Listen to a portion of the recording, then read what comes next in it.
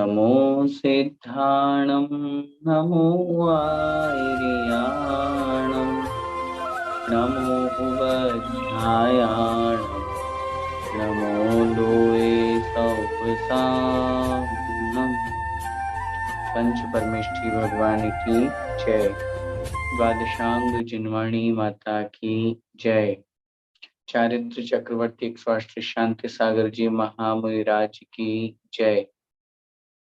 संत शिरोमणि आचार्य भगवंत 108 श्री विद्यासागर जी महामुनिराज की जय। परम पूज्य गुरुदेव निर्यापक श्रमण मुनि पुंगो श्री सुधा सागर जी महाराज की जय। अढ़ाई द्वीपस्थ समस्त महामुनिराजों की जय। श्रवण संस्कृति सिद्धांत प्रवेशिका भाग 1 का हम अध्ययन कर रहे हैं। परम सौभाग्य की बात है कि इस पुस्तक के माध्यम से छोटे छोटे ही लेकिन बहुत महत्वपूर्ण जो चैप्टर्स हैं, विषय हैं, उनको हम यहाँ पर समझ रहे हैं। पिछली कक्षाओं में हमने चाहे सर्वज्ञ देव राम के बारे में समझा, चाहे 24 तीर्थंकर के बारे में समझा, चाहे चारित्र चक्रवर्ती शांति सागर महाराज के बारे में समझा, अथवा और अन्य किन्हीं महापुरुष के बारे में। हमने हिंसा अहिंसा के बारे में प्रकरण जो 5 पाप वाला था, उसमें बहुत अच्छी तरह से इस विषय को समझा कि हिंसा किसे कहते हैं और कैसे हम हिंसा से बच सकते हैं। 4 प्रकार की हिंसा संसार में हुआ करती है, आरंभी, उद्योगी, विरोधी और संकल्पी। हमने इस बात को अच्छी तरह से समझा कि हम गृहस्थ में रहते हुए आरंभी हिंसा से नहीं बच सकते, हम विरोधी हिंसा से भी नहीं बच सकते, हम उद्योगी हिंसा से भी नहीं बच सकते। एकमात्र हम अगर बच सकते हैं तो वो है संकल्पी हिंसा। जानबूझ करके अगर किसी जीव को हम मार रहे हैं या फिर हमें पता है कि इस कार्य को करने में नियम से निश्चित रूप से जीवों की साक्षात हिंसा हो रही है, उस हिंसा का हम त्याग कर सकते हैं। लेकिन इसके अलावा घर गृहस्थी के जो अन्य कार्य हैं, उनमें हम हिंसा से दूर नहीं हो सकते। झूठ हो, चोरी, कुशील, परिग्रह, ये जितने भी विशेष जो 4 पाप हैं, ये कहीं न कहीं हमारे माध्यम से हुआ करते हैं और इन सब में कहीं न कहीं हिंसा है। इसीलिए आचार्यों ने हिंसा पाप को मुख्य और प्रधान पाप कह दिया और उस मुख्य पाप के माध्यम से हमें ये कह दिया, यदि हमने हिंसा को जीत लिया, यदि हमने हिंसा पर कंट्रोल कर लिया, तो ये मान करके चलेगा हम अन्य पापों से भी बच गए। इसलिए उस पाठ के माध्यम से हमने अच्छी तरह से इस विषय को जाना था कि हमें हिंसा से किस प्रकार बचना चाहिए, 5 पापों से किस प्रकार बचना चाहिए। आइए आगे बढ़ते हैं हम। अगले चैप्टर का नाम है गति। गति शब्द बहुत बार हमारे मुख से निकलता है। हमें मनुष्य गति की प्राप्ति हुई है, 84 लाख योनियों में एक मनुष्य गति है, वो हमें प्राप्त हुई है, बड़ी मुश्किल से हमें मिली है। बहुत बार हम सुनते हैं नरक गति भी होती है, तिर्यंच गति भी होती है, देव गति भी होती है, लेकिन कभी हमने ये नहीं सोचा कि इन गति का मतलब क्या होता है, इस गति को कैसे प्राप्त किया जाता है, कौन सी गति में क्या प्रोसेस होती है, उस गति का मतलब क्या होता है, उसमें कौन रहते हैं, उस गति की प्राप्ति किस प्रकार हुआ करती है, ये हमने कभी समझा नहीं। इसलिए आज की इस कक्षा में हम उस गति के बारे में समझेंगे। गति किसे कहते हैं, कितने प्रकार की होती है, उनके जो भेद हैं उनका स्वरूप क्या है, क्या करने से कौन सी गति मिलती है। हम अभी मनुष्य गति में हैं, हमारा क्या कर्तव्य है। हमारा तो ये कर्तव्य है कि हम 4 प्रकार की जो गति है, नरक गति, तिर्यंच गति, मनुष्य गति और देव गति, इन चारों गतियों से रहित होकर के पंचम गति को प्राप्त करें।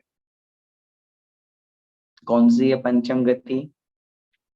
पंचम गति, 5वीं गति कोई गति नहीं है, लेकिन कथन की अपेक्षा से कह दिया जाता है जो चारों गतियों से रहित है, ऐसी गति पंचम गति मोक्ष और सिद्धालय है। इसलिए हमारा लक्ष्य है उस पंचम गति मोक्ष को प्राप्त करना। उससे पूर्व कैसे हम संसार में किन किन कारणों से कौन कौन सी गति में भटकते हैं वो यहाँ पर बता रहे हैं, आइए समझते हैं। सबसे पहला, गति का लक्षण एवं भेद। आंसर है, गति नाम कर्म के उदय से प्राप्त होने वाली पर्याय को गति कहते हैं। गति के चार भेद हैं, नरक गति, तिर्यंच गति, मनुष्य गति और देव गति। ये चार गतियां हैं। डेफिनेशन क्या दी? गति नाम कर्म के उदय से प्राप्त होने वाली पर्याय। इट मीन्स सबसे पहले तो हम ये सोचें कि कर्म कितने होते हैं। आंसर क्या मिलेगा? कर्म 8 प्रकार के, ज्ञानावरण, दर्शनावरण, मोहनीय, वेदनीय, आयु, नाम, गोत्र और अंतराय। ठीक है। इन 8 प्रकार के कर्मों में एक नाम कर्म हमने अभी समझा। ज्ञानावरण, दर्शनावरण, मोहनीय, वेदनीय, आयु, नाम कर्म।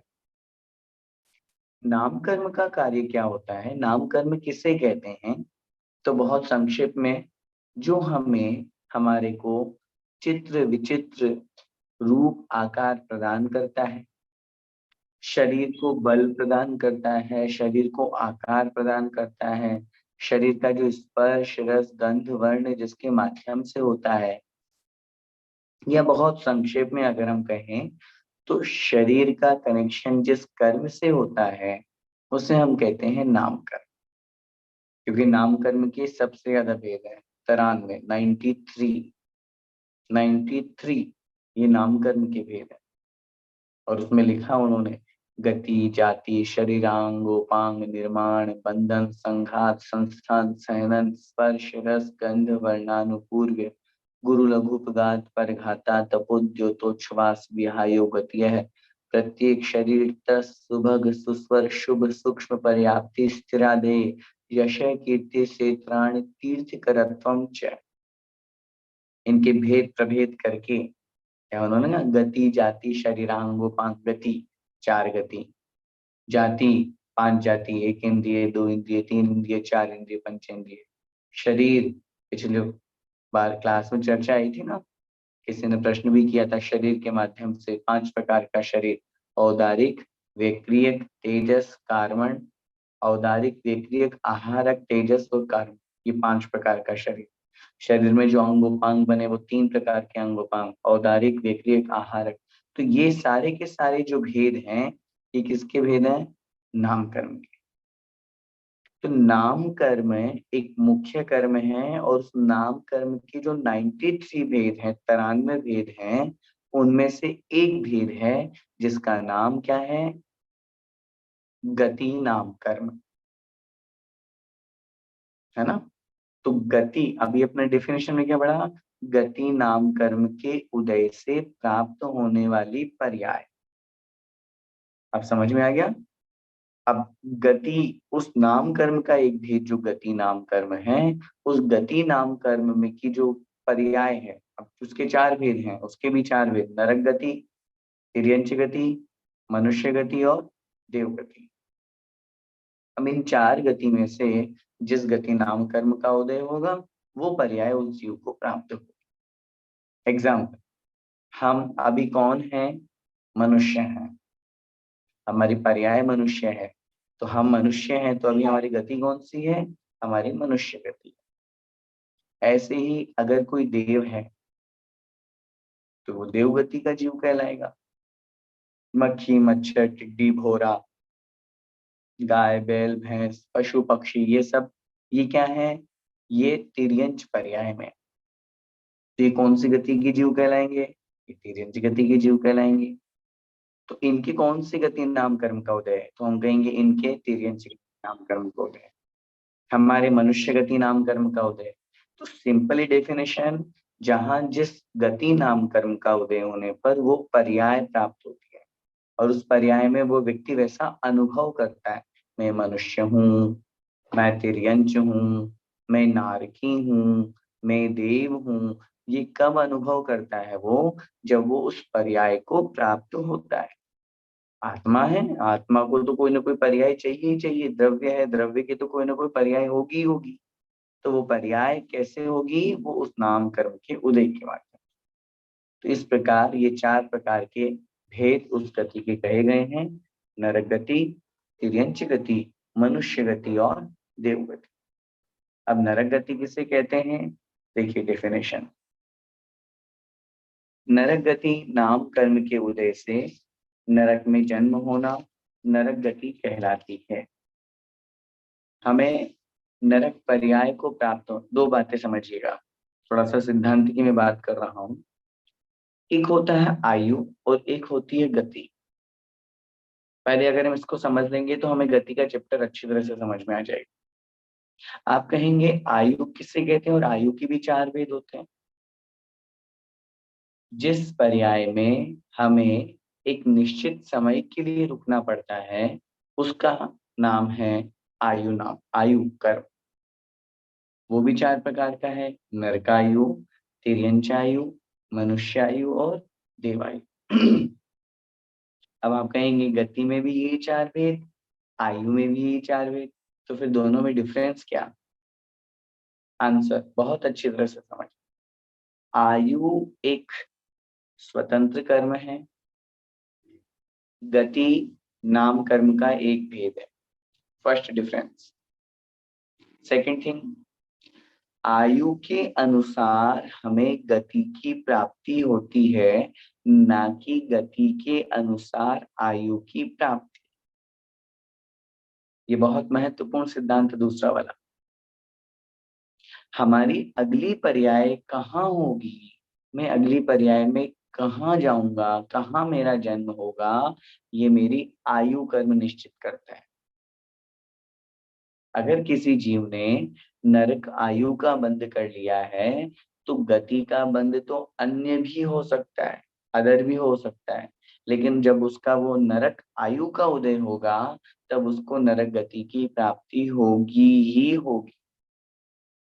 सिद्धांत और नियम ये कहता है आयु कर्म हमारे अपनी भुज्यमान जो आयु है, जो आयु हम भोग रहे हैं, उसके 8 अपकर्ष काल होते हैं। आयु का त्रिभाग शेष रहने पर पहला अपकर्ष काल आता है। उसमें अगर आयु बंध के योग्य परिणाम हो तो नवीन आयु का बंध हो जाता है, अदरवाइज आगे के लिए चल जाता है। फिर शेष बची हुई आयु के 3 भाग कीजिए, फिर त्रिभाग 1/3 शेष रहने पर फिर दूसरा अपकर्ष काल, ऐसे ही टोटल होते हैं 8 अपकर्ष काल। जबकि गति की अगर हम बात करेंगे तो गति तो हमारे परिणामों से प्रति समय बदल रही है। अभी हम कभी नरक गति रूप परिणाम कर रहे हैं, कभी तिर्यंच गति रूप परिणाम कर रहे हैं, कभी देव गति रूप परिणाम कर रहे हैं, कभी मनुष्य गति रूप परिणाम कर रहे हैं। लेकिन उदय में कौन सी आ रही है? अभी अभी मनुष्य गति और मनुष्य आयु। आयु कर्म अगर एक बार बंध जाता है तो फिर वो छूटता नहीं है, उस आयु में हमें जाना ही पड़ता है। लेकिन अगर नाम कर्म में गति नाम कर्म अगर हमारा बंध गया तो वो चेंज हो जाता है। जैसे अभी हमने बताया ना, अभी हमारे परिणामों के अनुसार हम हो सकता है कि नरक गति का बंद कर रहे हो, देवगति का बंद कर रहे हो, थोड़ी देर बाद परिणाम अच्छे हो गए तो हम मनुष्य गति का बंद कर रहे हो, लेकिन अगली पर्याय में हम जाएंगे तो किसी एक ही आयु में। तो जो हमने अन्य गति का बंध किया है तो वो गति का बंध जिस पर्याय में हम पहुंचे हैं, जिस आयु में हम पहुंचे हैं, उसी गति रूप होकर के उदय में आता है। वो देवगति की जो पर्याय थी मनुष्य गति रूप होकर के उदय में आ रही है। क्यों? क्योंकि मनुष्य आयु चल रही है। तो ये सिद्धांत महत्वपूर्ण अच्छी तरह से समझ लीजिए कि आयु अपनी स्वतंत्र कर्म है, गति अपना एक नाम कर्म का भेद है। इस दृष्टि से जब अपन नरक गति की प्राप्ति करते हैं तो नरक गति नाम कर्म के उदय से नरक में जन्म होना। अब नरक में जन्म होना, अपने आप को नारकी कहलाना, ये हुआ नरक गति का कार्य। लेकिन उस नरक गति में, नरक पर्याय में उस जीव को कितने समय तक रुकना है, कौन से नरक में वो जन्म लेगा, ये कौन निश्चित करेगा? ये नरक आयु निश्चित करेगी। यहाँ डिफरेंस समझिए। अभी हम मनुष्य गति में हैं, मैं मनुष्य हूँ, ये मनुष्य गति का कार्य। लेकिन मनुष्य में मैं कितने समय तक रहूंगा, ये मेरी मनुष्य आयु कर्म का निश्चित हुआ करता। तो इसलिए नरक गति से कहते हैं। आगे क्या कह रहे हैं? इसके कारण से, इससे प्राणी को नारकी का शरीर धारण करना पड़ता है। वो जीव नारकी कहलाएगा, वो अपने आप को नारकी अनुभव करता है, उसको कौन सा शरीर मिलेगा? उसको नारकी जीव का शरीर मिलेगा, उसको वैक्रिक शरीर मिलेगा, ऐसा डरावना सा शरीर मिलेगा, ऐसा जिससे शरीर में 7 कुधातुएं भरी हुई होंगी, जिस शरीर के माध्यम से तिल तिल करे देह के खंड, असुर भिड़ावे दुष्ट प्रचंड। ऐसा शरीर मिलेगा कि उसके टुकड़े टुकड़े भी कर दें तो भी वो वापस जुड़ जाए पारे के समान। ऐसा शरीर वहां पर नारकी जीवों को प्राप्त हुआ करता है। जब मनुष्य या पशु मरकर नरक में जन्म लेता है, तब उसे नरक गति का होना कहते हैं। और ये सिद्धांत बहुत अच्छी तरह से समझिए। इन्होंने यही बात क्यों लिखी कि मनुष्य या तिर्यंच मरकर नरक गति में जन्म लेता है? क्योंकि नरक गति को सिर्फ 2 ही जीव प्राप्त कर सकते हैं, या तो मनुष्य या तिर्यंच। देव कभी अगली नेक्स्ट पर्याय नरक में नहीं जा सकते। नारकी जीव मरण को प्राप्त होकर के वापस नारकी नहीं बन सकता, बीच में उसको मनुष्य या तिर्यंच बनना ही पड़ेगा, नियम है। नरक पर्याय सिर्फ मनुष्य या तिर्यंचों को मिलती है। तो जो मनुष्य और तिर्यंच नरक गति में जाते हैं, उनको हम कहते हैं ये नारकी जीव हुआ। और इन नरकों में जीव को रात दिन असह्य दुख भोगना पड़ता है।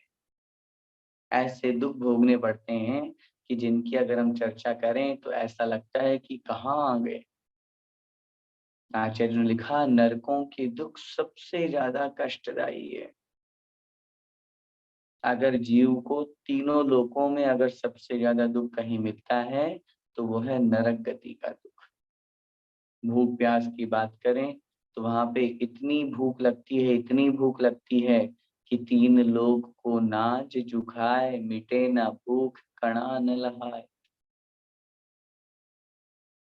इतनी भयंकर, इतनी तेज भूख लगती है, तीनों लोगों का अनाज खा जाए तो भी उसकी क्षुधा शांत नहीं होती, और खाने को एक कण भी नहीं मिलता। सोचिए, जरा विचार कीजिए, क्यों आचार्य महाराज, क्यों विद्वानों ने, क्यों पंडित दौलत राम जी ने उपमा दी है? इतनी तेज, इतनी भयंकर भूख लगती है। प्यास की जब उन्होंने बात करी, तीनों लोकों में जितना समुद्र का पानी है सब वो पी जाए एक नाग की जीव, तो भी उसकी प्यास नहीं बुझने वाली। पीने को वहां बूंद भी नहीं मिलती पानी की। इतने भयंकर। सर्दी गर्मी की बात करें, मेरु समान लोह गल जाए, ऐसी शीत उष्णता था। आचार्यों ने वर्णन किया है 7 प्रकार के जो नरक हैं, 7 पृथ्वियां हैं, उनमें जो 7 प्रकार के रूढ़िगत नाम वाले नरक हैं, उनमें बिल हैं 30 लाख, 25 लाख, 15 लाख, 10 लाख, इस तरह से टोटल 84 लाख बिल है। आचार्यों ने वर्णन किया, उनमें से 4 प्रारंभ के जो बिल हैं, उनमें तो पूर्ण रूप से उष्ण की ही वेदना है। और 5वां जो नरक है उसका 2/3 हिस्सा, 2/3 भाग में उष्ण की वेदना और 1/3 में शीत की वेदना। और 6ठे 7वें नरक में शीत की वेदना होती है। भयंकर से भयंकर सर्दी और गर्मी पड़ती है वहां पे। क्या टेम्परेचर हमारा 49-50 का। हम सोचते हैं कि राजस्थान मारवाड़ की गर्मी हो, चाहे दुबई की, वहां पूरा डेजर्ट है, वहां की गर्मी हो, कुछ नहीं है वो गर्मी। ऐसी भयंकर गर्मी की 1 लाख योजन प्रमाण वाला सुमेरु पर्वत के बराबर का लोह पिंड भी अगर उसमें डाल दिया जाए नरक में तो वो पिघल जाए, इतनी भयंकर गर्मी पड़ती है। सर्दी वाले स्थान उन नरकों में अगर उस लोह पिंड को, लोहे के उस गोले को डाल दिया जाए तो जम करके समाप्त हो जाए। सर्दी इतनी भयंकर पड़ती है। नारकी जीव 1% भी सोचते नहीं है, विचार नहीं करते कौन है क्या है, बस उनका एक ही काम है लड़ाई झगड़ा करना, शांति से बैठते ही नहीं है। अगर शांति से बैठ जाएं तो दूसरे नारकी आकर के उसको उकसाते हैं, उसको कुअवधि ज्ञान के माध्यम से पूर्व जन्म की बातों को, पूर्व भव की बातों को याद दिलाते हैं और वो लड़ते हैं आपस में। एक ही काम है उन नारकी जीवों का, बस परस्परोदीरित दुखा, एक दूसरों को बस वो दुख ही दुख देते रहते हैं। कुछ शांति से बैठा हुआ भी है तो आचार्य ने वर्णन किया कि तीसरी पृथ्वी तक देवता लोग जा सकते हैं और वो वहां पहुंच करके और उनको जानबूझ करके जो असुर कुमार जाति के देव, अम्बावरी जाति वाले, वो विशेष रूप से वहां पहुंच के और उनको लड़ाते हैं, भिड़ाते हैं, झगड़ाते हैं। और ऐसा करने में बड़ा आनंद आता है। आनंद तो आता है, लेकिन कर्म का कितना बंध होता है ये जरा हमने नहीं सोचा। उन्हें ऐसे कर्म का बंध होता है कि अगली पर्याय उनको तिर्यंच में जाना पड़ता है, और तिर्यंच में भी पृथ्वी का एक, जल का एक, वनस्पति का एक बनना पड़ता है। ऐसी ऐसी पर्याय उन देवों को प्राप्त होती है। इसलिए नारकी जीवों के दुखों का वर्णन तो जब इतना आचार्यों ने किया, तिलोय परिणति में, त्रिलोक सार में, अपन तो छेड़ाला के माध्यम से समझ रहे हैं, तत्वार सूत्र में, इन सब ग्रंथों में नरक आयु के, नरक गति के दुखों का वर्णन किया। जब पढ़ते हैं तो रोंगटे खड़े हो जाते हैं। और हम क्या सोचते हैं, ये दुख हम कोई पहली बार उठा रहे हैं या पहली बार सुन रहे हैं? नहीं, खूब भोग करके आ चुके। यहाँ पर बैठा हुआ या सुनने वाला पूरे दुनिया में कहीं पर भी ऐसा कोई इंसान नहीं जो नरक से नहीं आया हो। कोई कोई कोई अलग ही बिरला ही हो कि भाई हाँ 6 महीने 8 समय में नित्य निगोज से पहली बार निकल करके वो मनुष्य को प्राप्त हुआ, वो अलग बात है। जैसे भरत चक्रवर्ती के 923 पुत्र, वो सीधे नित्य निगोज से निकले थे। लेकिन हम लोग तो, या संसारी जीव अनादिकाल से संसार में परिभ्रमण कर रहे हैं और हम लोग भटक रहे हैं। और अनारकी जीवों के दुखों के वर्णन में उन्होंने एक पल के लिए शांति नहीं है। उठाया उनको फेंक दिया वैतरणी नदी में, वहां क्रमिकुल कलित देह दाहिनी, खून और पीप की नदियां बहती है, छोटे छोटे कीड़े उसके शरीर को काट रहे हैं। उसको उठाया, उठा करके फेंक दिया। उसको छाया की आवश्यकता लगती है तो सोचता है मैं इस पेड़ के नीचे जाकर के बैठ जाऊं, सेमल नाम का वृक्ष होता है वहां पे। जैसे वो वहां पहुंचा, उसके पत्ते उसके ऊपर अपने आप नीचे गिरने लगे उसके शरीर पर, और वो पत्ते तलवार की धार के समान वाले पत्ते हैं, शरीर के टुकड़े कर दिए उन्होंने। ये स्थिति हो रही है। कहाँ सुख है? न न कोई सर्दी की वो शांत कर सकते हैं, न गर्मी शांत कर सकते हैं, न भूख न प्यास, कुछ नहीं। शांति से बैठे तो दूसरे नारकी आकर के लड़ाते भिड़ाते हैं, झगड़ते हैं। वे 30 नरक तक हैं तो वो अम्बावरी जाति के, असुर कुमार जाति के थे, उनको लड़ाते भिड़ाते हैं। आचार्यों ने तो इतना वर्णन किया, इतनी वेदना, इतनी वेदना, इतनी वेदना होती है कि कभी कभी तो जो समझदार भव्य नारकी जीव होता है, उसे उस वेदना के अनुभव में सम्यक दर्शन की भी प्राप्ति हो जाती है। वेदना की इतनी तीव्रता होती है। तो कहने का तात्पर्य है, नारकी जीवों को बहुत असह्य वेदना, असहनीय वेदना होती है। अब प्रश्न उपस्थित होता है कि फिर नारकियों का जन्म, नारकियों में जन्म किनका होता है? ये तो निश्चित अपने समझ लिया कि जो मनुष्य या तिर्यंचे है वही नारकियों में जन्म लेते हैं। तो मनुष्यों में विशेष रूप से उत्तर दे रहे हैं आचार्य महाराज, बहुत आरंभ और बहुत परिग्रह रखने से नरकों में जन्म होता है। आप समझ लीजिए, पिछली बार की कक्षा को भी याद कर लीजिए, हमने समझाया था जहाँ परिग्रह पाप का लक्षण अपन ने पढ़ा था। व्यर्थ में अत्यधिक वस्तुओं का संग्रह करने का नाम, संचय करने का नाम, इकट्ठा करने का नाम, कलेक्ट करने का नाम परिग्रह है। हाँ, आवश्यकता के अनुसार अगर हम चल रहे हैं तब तक वहां तक तो ठीक है, लेकिन जहां आवश्यकता से अधिक वस्तु की प्राप्ति करने की चाह हुई, मन की भावना हुई, मूर्छा ममत्व परिणाम उत्पन्न हुआ और परिग्रह। और जरा आपने अपने मन को टटोलिए, हमारे पास कितना परिग्रह है,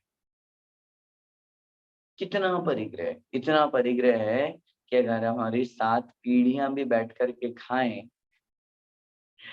तो भी हमारा वो परिग्रह या धन संपत्ति समाप्त नहीं होने वाली। लेकिन उसके बावजूद भी हम दिन रात लगे हैं, लगे हैं, लगे हैं, सिर्फ और सिर्फ अर्थोपार्जन, और अर्थोपार्जन के साथ पाप के अर्जन।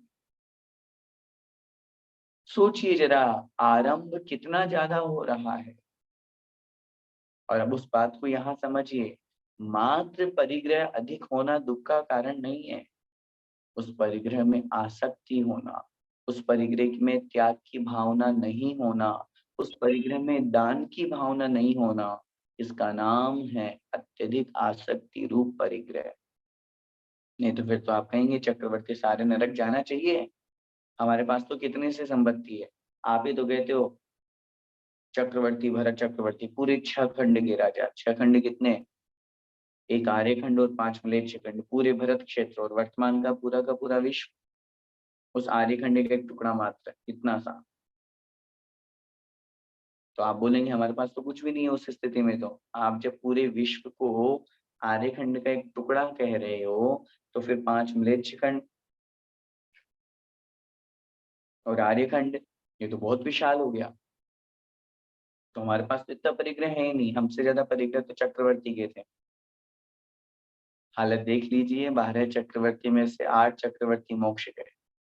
परिग्रह दुख का कारण नहीं है, उस परिग्रह में आसक्त होकर के उस परिग्रह के साथ मरण का नाम दुख का कारण है।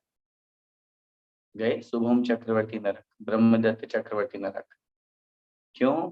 परिग्रह के साथ में मरण हुआ।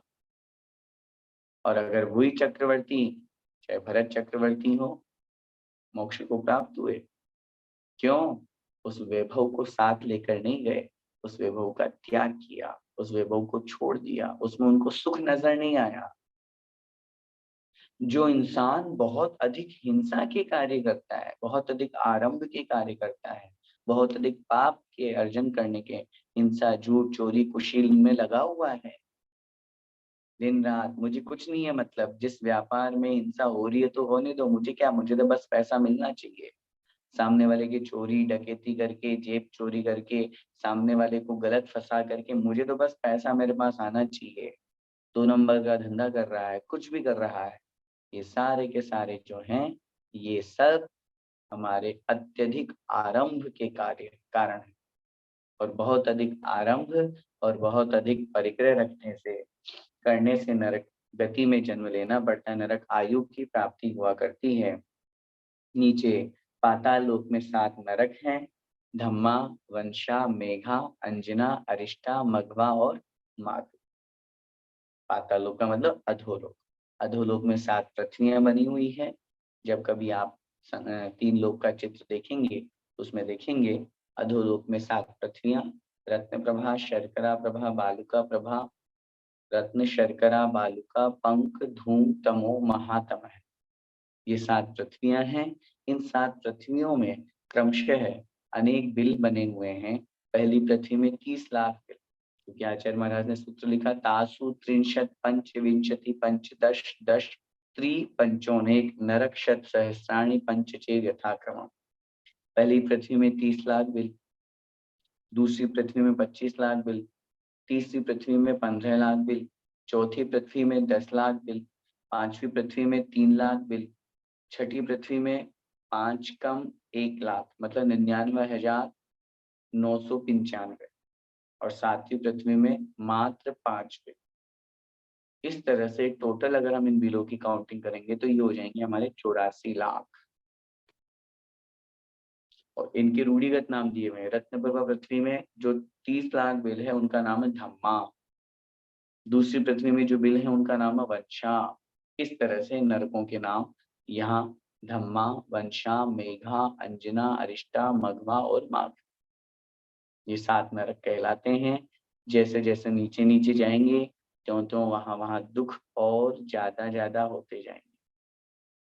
उन नरकों की आयु उस जीव को और अधिक अधिक ज्यादा वहां तक समय उसको ज्यादा रुकना पड़े। नरकों की एक सबसे महत्वपूर्ण बात और हम आपको यहाँ बता दें, इसमें लिखा हुआ नहीं है, नरकों में अकाल मरण नहीं होता। अकाल मरण का मतलब जितनी आयु जिस जीव ने प्राप्त की है उतनी आयु से पूर्व ही मरण हो जाना, उस आयु को पूर्ण रूप से नहीं भोगना, और अकाल, काल माने समय, समय से पूर्व ही मरण को प्राप्त हो जाना, ये कहलाता है अकाल मरण। और नारकी जीवों का अकाल मरण नहीं होता। जितनी आयु नारकी जीव को मिली है वो उसको भोगनी ही पड़ेगी। अच्छा, वहां मिनिमम आयु कितनी है? 1-2 साल नहीं, वहां मिनिमम आयु है 10,000 वर्ष की। पहले नरक की जो जघन्य आयु है वो 10,000 वर्ष की है, उससे कम आयु है ही नहीं। और उत्कृष्ट आयु है 33 सागर, 7वें नरक, 33 सागर। एक सागर कितना होता है?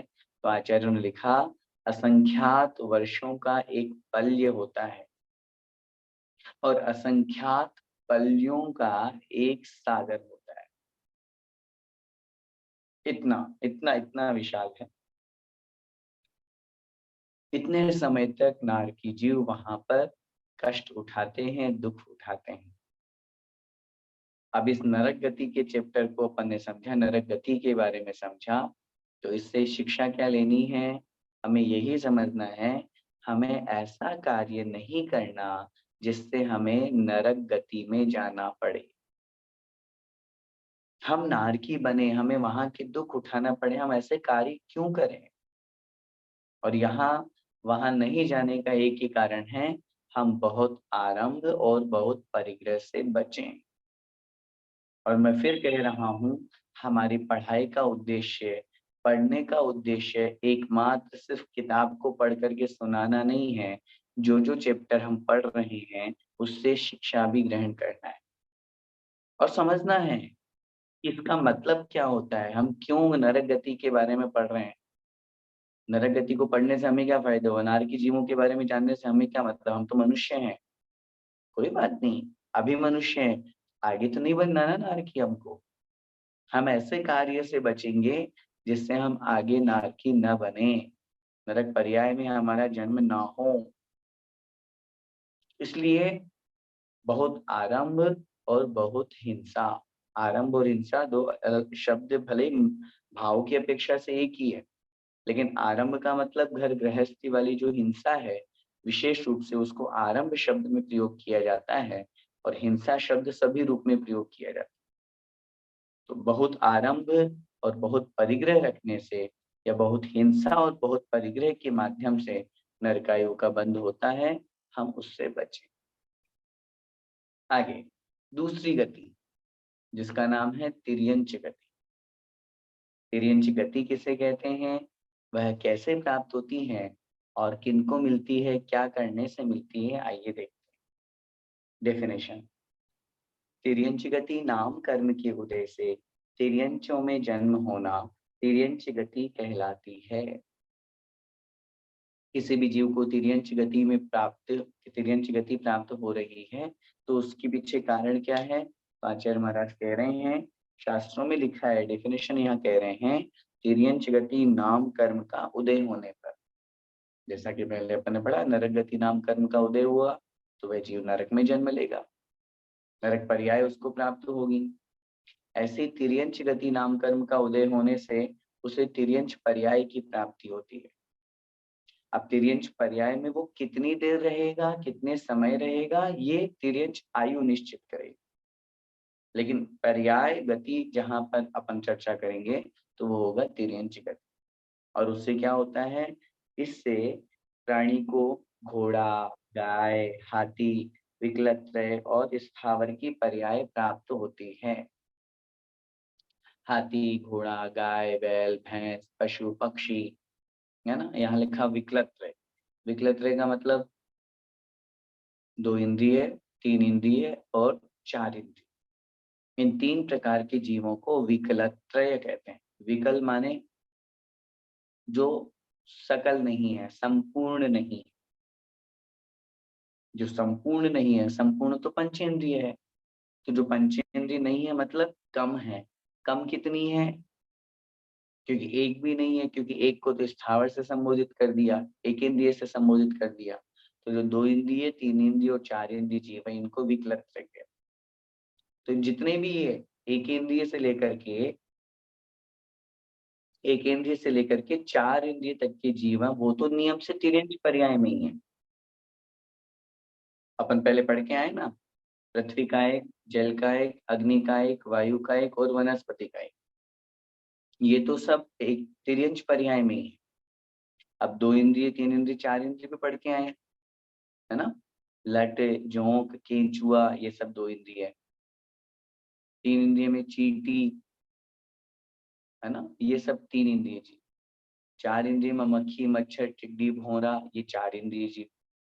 तो ये सारे के सारे जो जीव हैं, ये तिर्यंच पर्याय वाले जीव कहलाते। और पंचेंद्रिय में चारों गति में होते हैं। जब तिर्यंच गति की बात करेंगे तो हाथी, घोड़ा, गाय, बैल, भैंस, है ना, बकरी, और पक्षियों में कबूतर आदि जो है, ये सब पंचेंद्रिय जीव कहलाते हैं। आगे क्या कह रहे हैं? जब कोई जीव मरकर इन तिर्यंचों में जन्म लेता है, तब उसे तिर्यंच गति का होना कहते हैं। अब यहाँ लिखा जब कोई जीव मरकर, यहाँ ये नहीं लिखा। पहले तो क्या लिखा था नरक गति में? तो जब कोई मनुष्य या तिर्यंच मरकर नरक गति में जाता है तो उसको नरक गति का होना कहते हैं। यहाँ क्या लिख रहे हैं? जब कोई भी जीव मरकर तिर्यंच गति को प्राप्त होता है तो उसे तिर्यंच गति का होना कहते हैं। इट मीन्स तिर्यंच गति में कोई भी जा सकता है। मनुष्य भी जा सकता है, देव भी जा सकता है, नारकी भी जा सकता है, और तिर्यंच भी मर करके वापस तिर्यंच हो सकता है। सोचिए पर्याय कैसी है। आचार्यों ने लिखा मिथ्या दृष्टि देव मर करके और एक इंद्रियों में जन्म लेता है। एक इंद्रियों में, जिस पर्याय में से निकलना बहुत मुश्किल है, उस पर्याय में जन्म ले रहा है वो देव। देव हो करके भी ऐसा कर्म का बंध करता है कि एक इंद्रिय में जन्म लेना पड़ता है। मक्खी, मच्छर, टिड्डी, भौरा बनना पड़ता है। तो ये, और वापस तिर्यंच में जन्म लेने वाले जीव भी बहुत तरह के होते हैं। मनुष्य भी मर करके तिर्यंच बनते हैं, नारकी भी निकल करके तिर्यंच बन सकते हैं। तो इसलिए चारों गति में से जो जीव तिर्यंच गति में जन्म लेता है वो तिर्यंच का होना उसका कहलाता है। अब सबसे महत्वपूर्ण बात कि तिर्यंच गति कैसे प्राप्त होती है, किस कारण से प्राप्त होती है, तो लिख रहे हैं मायाचारी आदि करने से तिर्यंचों में जन्म होता है। तिर्यंच गति में जन्म का मूल कारण है मायाचार। आचार्य उमा स्वामी महाराज ने लिखा माया तेर्यग योनस्य, मायाचारी करने से तिर्यंच आयु का आश्रय होता है। और एक बार जो आयु हमने अगली बांध ली, एक बार अगर हमने कोई आयु मान ली तो ये मान करके चलिएगा हमें नियम से उस आयु में जाना ही पड़ेगा। ये नियम है, अटल, बिल्कुल नियम, सिद्धांत है ये। अगली आयु हमने जो बांध ली, उस आयु में हमको नियम से जाना ही पड़ेगा। वो पर्याय हमें प्राप्त होगी। हाँ, फर्क इतना हो सकता है सम्यक दर्शन के प्रभाव से, व्रत आदि के प्रभाव से वो घटित होगा कौन से में व्रत ले सकते हैं और किस में नहीं, कहाँ सम्यक दर्शन हो सकता है या नहीं। उसके प्रभाव से परिणामों में अच्छी उज्ज्वलता आ गई, उसके प्रभाव से वो आयु कम ज्यादा हो सकती है, नो प्रॉब्लम। जैसे राजा सैनिक ने किया, पहले क्रूर परिणाम थे, ऐसे कठोर परिणाम थे कि साथ में नरकायु का बंद कर लिया था। जब यशोधर मुनि महाराज के गले में सांप डाला था तब उस समय ऐसे परिणाम थे, और बाद में परिणाम अच्छे हो गए। मुनि महाराज के प्रति क्षमा भाव, अपने अंदर ग्लानि का भाव, मैंने कितना बड़ा गलत कार्य कर दिया, अपराध कर दिया, इस तरह का परिणाम हुआ, प्रायश्चित आत्मग्लानि से भर गया, तो वो 7 में नरक की 33 सागर की आयु घट करके पहले नरक की मात्र 84,000 वर्ष रह गई। ऐसे ही अगर किसी ने तिर्यंच आयु का बंध कर लिया, तो हो सकता है बाद में सम्यक दर्शन प्राप्त कर भी लिया, उस सम्यक के प्रभाव से वो तिर्यंच में तो जाना पड़ेगा, लेकिन हो सकता है कि वो भोग भूमि का तिर्यंच बन जाए। हाँ, है तिर्यंच, लेकिन भोग भूमि का भी बन सकता है। भोग भूमि में जन्म लेकर के और वो वहां पर भोग करके और देव पर्याय को प्राप्त करते हैं, क्योंकि ये भी नियम है कि जो भोग भूमि में जन्म लेता है वो नियम से देव पर्याय को प्राप्त होता है। दूसरे स्वर्ग तक जन्म हो सकता है ऐसे जीवों का। तो कहने का तात्पर्य यहाँ पर यही समझना चाहिए, हमें मायाचारी से बच, तिर्यंच आयु की प्राप्ति का जो मूल कारण है वो है मायाचारी, छल कपट करना, झूठ बोलना, धोखा देना, फरेब करना, रिश्वतखोरी करना, अपराध करना, ये सब मायाचारी के रूप। हमारा जीवन यदि छल कपट से भरा हुआ है, हम एक दूसरे को धोखा देते हैं, विश्वासघात करते हैं, सामने वाले का विश्वास तोड़ते हैं, तो ये सब मायाचारी कहलाती है। इस भाव में तो कुछ अधिक पैसा हम कमा सकते हैं छल कपट करके, झूठ बोल करके, लेकिन उस पैसे का कोई मतलब नहीं है। सोचिए, जरा विचार कीजिए, यदि उस समय आयु बंद हो जाए तो फिर तिर्यंच गति में भटकना पड़ेगा। हम सब जानते हैं, आज बड़े मुश्किल से महान पुण्योदय से ये मनुष्य गति, मनुष्य पर्याय मिली है, और अगर हमने इसको मायाचारी, छल कपट, झूठ बोलना, इन सब में गवा दिया, तो अगली पर्याय तिर्यंच की है। मक्खी मच्छर टिड्डी भौरा ऐसे पर्याय में जन्म लेना पड़ेगा, चूहे बिल्ली बनना पड़ेगा, जहाँ कोई उपदेश नहीं, जहाँ आत्म कल्याण का कोई साधन नहीं। इसलिए सौभाग्यशाली हैं हम। आगे हम मनुष्य गति, देवगति के बारे में भी पढ़ेंगे। समय अभी हो रहा है, आप लोगों की जिज्ञासा समाधान भी है, प्रश्न उत्तर भी होंगे। तो आज अपन ने जो 2 गति पढ़ी है, नरक गति और तिर्यंच गति, इन दोनों गति के बारे में बहुत अच्छी तरह से समझ करके अपन को ये समझना है कि हमें ऐसे कर्म नहीं करना जिससे हमें नरक गति में जाना पड़े। हमें ऐसे कर्म नहीं करना जिससे हमें अगली पर्याय तिर्यंच की दुख उठाने पड़े, भोगने पड़े। आचार्यों ने कहा है, जब 4 गतियों की बात आती है तो उन्होंने कहा 4 गतियों में 2 गतियां शुभ है और 2 गतियां अशुभ। 4 गतियों की जहां बात आती है तो आचार्यों ने कहा 2 गतियां शुभ हैं और 2 गतियां अशुभ हैं। देवगति और मनुष्य गति को शुभ कहा और तिर्यंच गति और नरक गति को अशुभ कहा। लेकिन जब आयु कर्म की बात आती है तो आचार्य ने लिखा 3 आयु शुभ है और 1 आयु अशुभ है। नरक आयु को अशुभ कहा, शेष 3 आयु को शुभ कहा। प्रश्न उपस्थित हुआ कि आपने तिर्यंच गति को तो अशुभ कहा, तिर्यंच गति को तो शुभ कहा, लेकिन मनुष्य गति, सॉरी, आपने तिर्यंच गति को तो अशुभ कहा, लेकिन तिर्यंच आयु को शुभ क्यों कहा? तो उन्होंने उत्तर दिया, तिर्यंच में कोई नहीं जाना चाहता, तिर्यंच पर्याय को कोई प्राप्त नहीं करना चाहता, लेकिन तिर्यंच में पहुंचने के बाद वहां से मरना भी कोई नहीं चाहता। इसलिए तिर्यंच गति तो अशुभ है, लेकिन तिर्यंच आयु शुभ है। शुभ होने का तात्पर्य है वहां से कोई मरण को प्राप्त नहीं होना चाहता। जैसे नरक से हर कोई मरण को प्राप्त होना चाहता है, प्रतिपल ये मन में भावना, मैं निकलूं, मैं निकलूं, मैं निकलूं, लेकिन निकल नहीं सकता। किसी आप चींटी को रोकिए, बताइए चींटी को कष्ट है कि नहीं है? कीड़े मकोड़े को कष्ट है कि नहीं है? मक्खी मच्छर को कष्ट है कि नहीं है? लेकिन आप उसको मारने की कोशिश करेंगे तो अपनी जान बचाएंगे। क्यों? उन्हें अपनी जान प्यारी है, भले उनको कष्ट हो रहा है, वहां पर्याय अशुभ है, लेकिन आयु वहां पर इसी अपेक्षा से शुभ कही गई है। कहने का तात्पर्य ये है हमारा कि अपन ऐसे कर्म का बंध करें जिससे पुनः अपने को ये मनुष्य पर्याय मिले या देव पर्याय मिले, जिसके बारे में अपन अगली कक्षा में समझेंगे। आज जो अपन ने गति का ये चैप्टर पढ़ा है, बहुत सुंदर, बहुत अच्छी तरह से समझ करके गति और आयु दोनों में डिफरेंस अपन ने समझा।